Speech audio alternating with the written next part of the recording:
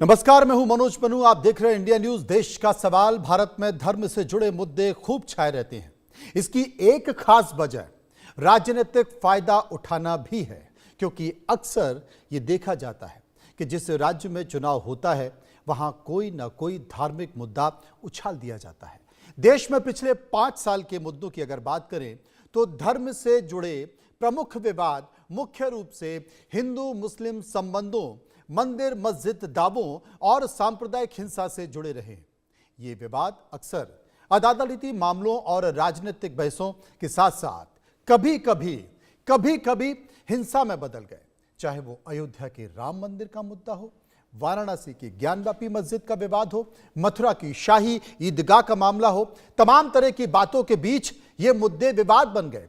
संभल की शाही जामा मस्जिद का विवाद हो या फिर हाल फिलहाल पश्चिम बंगाल के मुर्शिदाबाद की बाबरी मस्जिद का मामला हो, हमारे देश में ऐसे मुद्दों की भरमार रहती है। आखिर क्यों ऐसे मुद्दे हमेशा चर्चा का विषय बन जाते हैं? चुनाव से पहले इन मुद्दों को क्यों उछाला जाता है? क्या इन मुद्दों के बिना सियासत नहीं हो सकती है? धर्म संसद में आज इन्हीं मुद्दों पर अपने खास मेहमानों के साथ चर्चा करेंगे, समझने की कोशिश करेंगे, इसकी जड़ तक जानेंगे और जानेंगे कि आखिर मामला क्या है। इन तमाम परिस्थितियों के बीच बहुत सारे विषय हैं। विषय इस बात को लेकर भी है क्योंकि आपने अभी देखा आने वाले समय में बंगाल का चुनाव है। गीता कुरान पर दांव खेलने की कोशिश की गई है। लगभग 5 महीने बाद बंगाल में विधानसभा चुनाव होने जा रहे हैं। ममता बनर्जी, टीएमसी और बीजेपी के बीच सीधी टक्कर होने जा रही है। बीजेपी का टीएमसी पर तुष्टीकरण का आरोप है और टीएमसी का बीजेपी पर सांप्रदायिकता फैलाने का आरोप है। पश्चिम बंगाल में मुस्लिम वोट बैंक की निर्णायक भूमिका है। टीएमसी बीजेपी का हिंदू वोटों के ध्रुवीकरण पर जोर है और इन्हीं जोर के इर्द गिर्द संभावना तलाश करने की कोशिश की जा रही है। अब आपको 2021 में बंगाल के नतीजे क्या रहे, यह आपको बताने की कोशिश करता हूं। भारतीय जनता पार्टी ने पूरी ताकत के साथ पश्चिम बंगाल का चुनाव लड़ा था, लेकिन वो सफलता पा नहीं पाई। उसकी सीटें जरूर बढ़ी, लेकिन वो सरकार तक, सत्ता तक नहीं पहुंच पाए और इसलिए वो 89 सीटों पर यानी कि 79 सीटों पर सिमट कर रह गई और टीएमसी को 210 सीटें मिली। ये तब हुआ जब पश्चिम बंगाल में टीएमसी के कई नेताओं ने भारतीय जनता पार्टी की सदस्यता ली, जिनमें कई मंत्री भी थे, बड़े नाम थे या कहें कि टीएमसी के पिलर थे। लेकिन ममता बनर्जी ने अपने चेहरे पर, अपने नाम पर, अपनी आवाज पर, अपने मुद्दे पर यह विधानसभा चुनाव लड़ा और 210 सीटों पर उपस्थिति दी।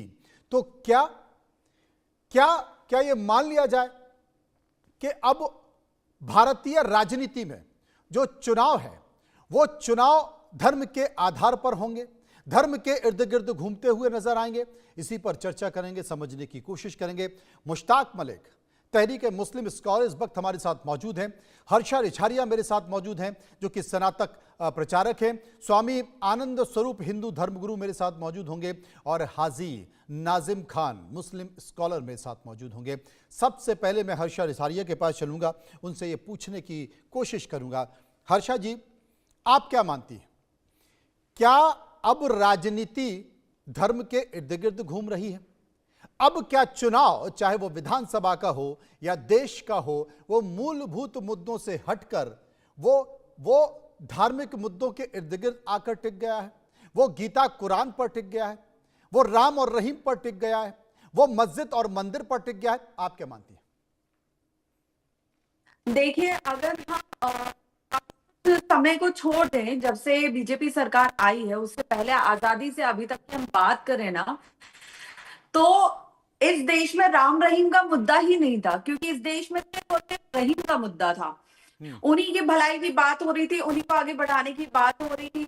हम स्कूल से लेके कॉलेज तक लेके कहीं भी देखें तो सिर्फ और सिर्फ इतिहास में भी हमें यही पढ़ाया गया था कि हुमायूं महान था, अकबर महान था। यही सब हमने पढ़ा है, यही सब हमारे बच्चों को बताया गया है। लेकिन जब सरकार चेंज हुई, हवा चेंज हुई, तब इस देश में हिंदुओं को ये पता चला कि हिंदू भी खुल के राम राम बोल सकता है।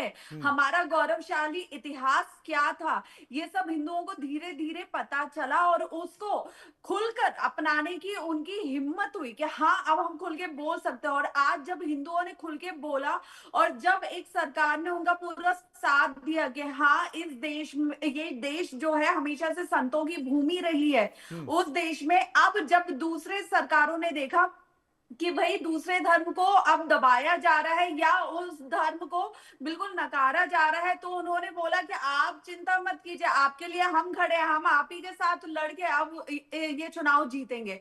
और रही बात बंगाल की, तो बंगाल तो अभी बिल्कुल ही अलग राज्य हो गया है भारत से, जहां पे आतंक इतना छा गया है,